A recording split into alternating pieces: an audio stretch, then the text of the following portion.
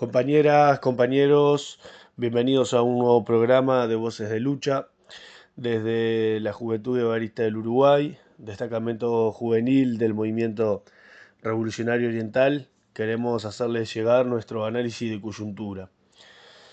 En ese sentido, como todos los años, nos parecía oportuno poder dedicar una intervención a lo que es un nuevo comienzo de año en la educación. Y como se dice en la jerga histórica, nada nuevo bajo el sol. Como cada año, más allá de quién gobierne, se multiplican las denuncias y los reclamos por parte de las y los trabajadores y las familias de quienes asisten a la educación pública sobre múltiples situaciones que sin dudas, como decíamos, se repiten año tras año y que castigan sobre todo a los trabajadores y a las familias que son los responsables de hacer frente a estas diferentes problemáticas. Sin duda pareciera que en su retirada del gobierno la coalición multicolor hubiese tomado como un acto de venganza de su fracaso electoral el dejar un comienzo de año lectivo que no puede ni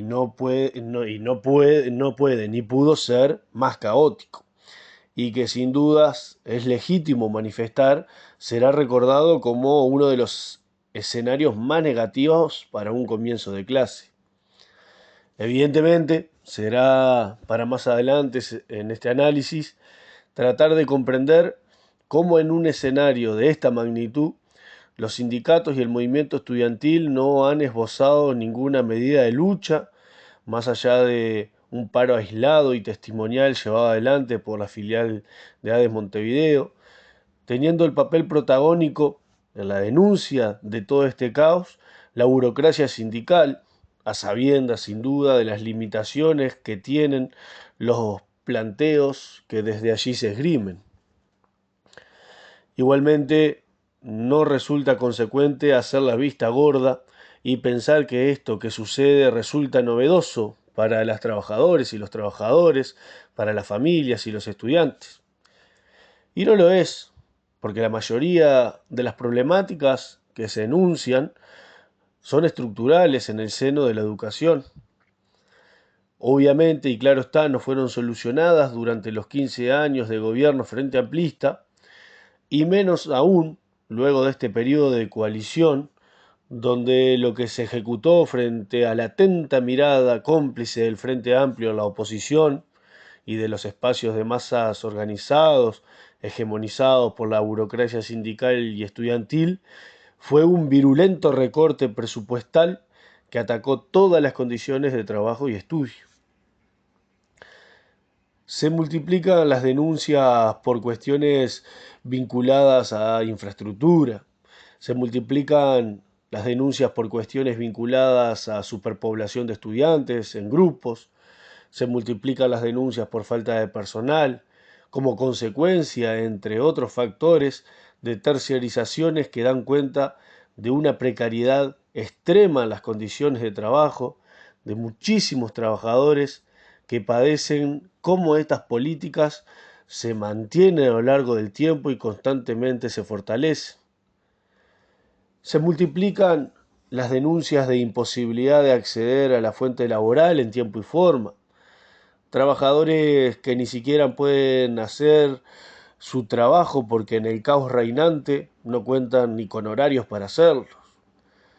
Histórico problema el de la clase trabajadora de la educación, el multiempleo, ese que lleva a que se corra de un lugar a otro casi sin aliento, muchas veces incluso para juntar un puñado de horas de trabajo que permita sobrevivir. Si le sumamos a esto la tardanza en las elecciones de hora, siempre lo que termina saltando como el fusible más débil son los trabajadores, teniendo muchísimos de ellos que renunciar a su fuente de trabajo porque resulta imposible coordinar los horarios. Menos cantidad de horas para poder trabajar, grupos que ya se crean cuando comenzó el año, cambios en reglamentos que sobrevuelan en el aire y quién da más. Podríamos continuar enumerando problemas de los más variados, pero lo que no varía es que los principales castigados por estas situaciones son los trabajadores de la educación. Y esto se repite año tras año. Sin dudas, en este momento del año toma mayor resonancia porque es el comienzo, porque es cuando los trabajadores tratan de acceder a su fuente de trabajo, pero es una realidad que no pierde vigencia durante ningún momento. Y allí, en el lugar de trabajo, son los trabajadores quienes enfrentan estas problemáticas. Allí es donde los mismos observan los grandes problemas que afectan a los niños, a las niñas, adolescentes, jóvenes y adultos de nuestra clase. Allí es donde las cifras adoptan carne y hueso, tienen rostro. Allí es donde se palpa la triste realidad de que en un país donde se produce alimentos para millones de personas, tengamos que hablar en términos casi doctorales de la inseguridad alimentaria y ver si la misma es moderada o grave, para decir que hay niños y niñas que comen salteado. Y eso no es de este comienzo de curso. Lamentablemente, realidad que pasó, pasa y pasará mientras continuemos viviendo bajo este sistema criminal. Allí, en esos centros, es donde la gurizada narra los problemas que vienen de la casa, las dificultades de acceder a cuestiones tan elementales como la vestimenta, la higiene, la salud.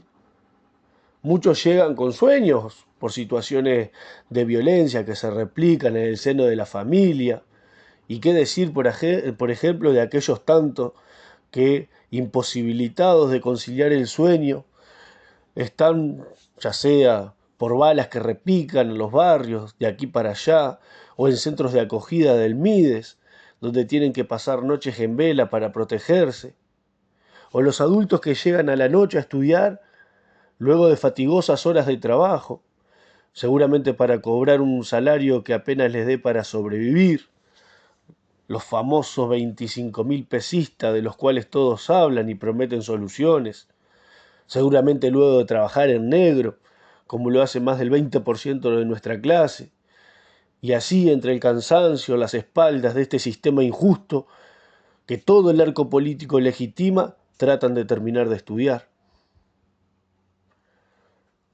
Allí, en esos centros, es donde la salud mental es casi un eslogan. Y año tras año escuchamos de la necesidad de equipos multidisciplinarios, mientras se tiran un par de cargos para dividir entre diferentes instituciones, como para tener herramientas y después decir, en este liceo contamos con psicólogos, trabajadores sociales, etc. Y todo eso mientras continuamos viendo allí a esos niños, niñas y adolescentes de nuestra clase, porque en realidad muchas veces lo normal se está transformando en que dejemos de verlos, ya sea porque son quienes engrosan las cifras de deserción y ausentismo crónico, o porque lamentablemente dejan de vivir. Y mientras esto pasa, los trabajadores cada vez más explotados, cada vez más reducidos a un mero papel de formadores de mano de obra barata y especialistas en burocracia. Aquella imagen de la máquina de picar carne en The Wall no es ajena y fue lanzada en 1979. 50 años después, poco ha cambiado y lo que ha cambiado fue para peor. Trabajadores inundados de trabajo administrativos, encarnizados en ver como el gran enemigo la reforma educativa, como casi una necesidad de encontrar ese enemigo en común, generador de todas las problemáticas que antes describíamos. Gran trabajo el de la burocracia sindical, que infinitas veces hemos manifestado, utiliza a los sindicatos como poleas de transmisión de los intereses frente amplistas, en apuntar a que todos los males provienen de allí, de aquella reforma, y sin dudas, en el marco de la campaña electoral, esos problemas se acabarían con un cambio de gobierno. Y mientras tanto, los trabajadores, en una enorme mayoría, convencidos de que esto es así, más allá incluso de que el propio presidente todo el tiempo manifestara a Orsi de que él no era Varela, el Varela de este tiempo, que no vendría con una reforma bajo el brazo, más allá de que todas las personas vinculadas a los cargos de educación en este nuevo gobierno del FA manifestaran que se daría continuidad a lo que se venía haciendo en política educativa, más allá de que se vendiera como el gran cambio, que ahora sí podrían participar los docentes, y eso sin dudas sería el gran elemento para dar vuelta la realidad. Por favor, hemos dicho más de una vez que esta tan mentada transformación educativa lo que hizo es profundizar todos los aspectos regresivos y negativos que ya se venían realizando en política educativa por parte del Frente Amplio durante sus gobiernos. O tenemos amnesia selectiva a la hora de recordar la experiencia de EDUI 21. O no recordamos la proliferación de planes y reglamentos flexibilizando todo tipo de contenido en la enseñanza y los pasajes de niveles. ¿O no se presionaba antes a los trabajadores para que cierren los números y poder en los medios de prensa sacar pecho de las estadísticas? La transformación educativa es nefasta. Ahora bien, profundiza lo que ya se venía haciendo, no hay que darle mucha vuelta a eso, y generar expectativas en que se pueda cambiar su esencia, ya que unos y otros, quienes inciden en educación, comparten las mismas políticas. Faltaría nada más el rótulo de políticas de Estado, pero hasta ahora se es cuidadoso de que la educación aún continúe siendo como un espacio de diferencias cuando se trata de pescar algún voto, acusándose unos y otros de cosas que ni ellos mismos están convencidos, pero que alimentan ese imaginario de que hay un escenario en disputa. Durante la campaña electoral, el caballo de batalla del frente y la burocracia fue la posibilidad de volver a participar de los espacios de participación, valga la redundancia. Hay que ver la conformación de esos espacios para darse cuenta de que los trabajadores nada tienen que hacer ahí. Participando solo se legitima un espacio dominado por el fuego enemigo. Más allá de los consejos, donde los trabajadores, incluso en minoría numérica, todo hace decantar en una parodia participativa, se apuesta nuevamente y desde los sindicatos se reclaman los congresos de la educación. No podemos continuar gastando saliva en denunciar lo que fue la experiencia con los anteriores, durante los gobiernos frente amplistas. Durante los 15 años de gobiernos frente amplistas, no se les dio ningún tipo de importancia a las resoluciones que desde allí se desprendían, a tal punto que, en los últimos, ni la propia burocracia estudiantil y sindical tuvo el descaro de asistir y se vieron obligados a denunciar la farsa que constituían los mismos. Pero nuevamente nos venden estos espacios como la posibilidad de participar y de incidir. Los trabajadores, las trabajadoras, los estudiantes, las estudiantes tenemos nuestros espacios de participación de donde deben salir nuestras propuestas y nuestros planes de lucha para conquistar las mismas. Desde el clasismo en el seno del movimiento sindical y estudiantil, no podemos continuar dejando en manos de la burocracia sindical la entrega constante de nuestras condiciones de trabajo y de vida. No podemos ni debemos continuar permitiendo acuerdos con cláusulas de paz, el discurso y la práctica de la negociación, de la conciliación, donde el sumum es la negociación. un sindicalismo verticalista, caudillista, expresiones que se repiten en los diferentes sindicatos de la educación. Nadie rinde cuentas. No nos puede entretener la burocracia acusando a Robert Silva y Virginia Cáceres de utilizar la educación como trampolín político, cuando se multiplican los ejemplos de dirigentes sindicales que utilizan la herramienta de los trabajadores para escalar en cargos políticos.